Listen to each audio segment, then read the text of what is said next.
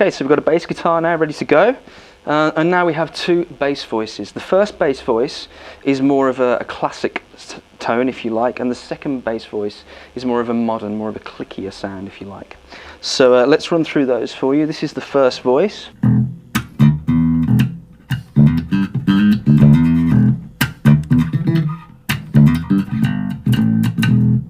Quite nice to use. And then the second voice.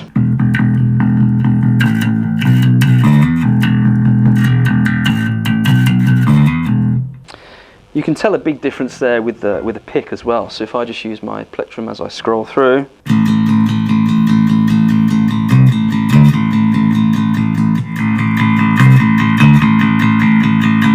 so you can tell the difference there between those two.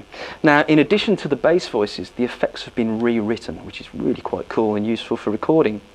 Instead of reverb, which isn't really that useful with a bass guitar, we've put 4 stages of overdrive or distortion, if you like. So the actual effect level becomes the amount of gain, and each segment gets harsher as you scroll through. So if I just introduce a bit of distortion, and each segment allows you to blend the signal between the dynamics of the clean tone and also the undercurrent of the overdrive, which is really, really very useful for recording. Like I said, you can get your bass guitar to sound like it's rumbling through a big 8x10. Very cool.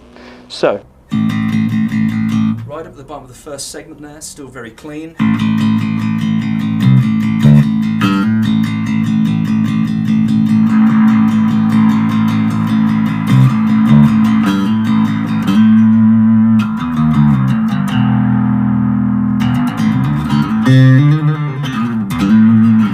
So you can hear that undercurrent underneath. I've got it about midway there.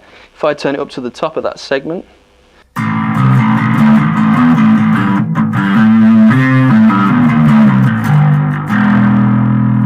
it's full on drive, so you can see what's happening there.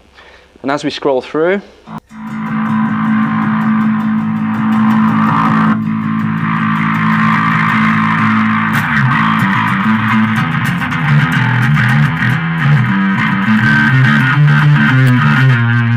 see where that sound's going, you know, very much like a great Muse bass guitar sound. And the last one, the ever popular fuzz.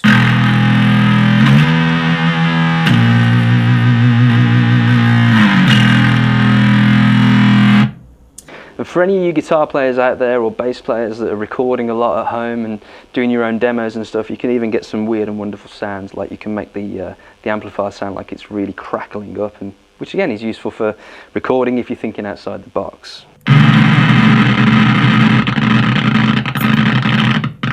Pretty cool. So, you know, if it's at the beginning of a recording or at the end, you can add all those colours to your sound. Also on the modulations, instead of a flanger, we've added an envelope filter. So if you want to get a bit Bootsy Collins, you can, you know.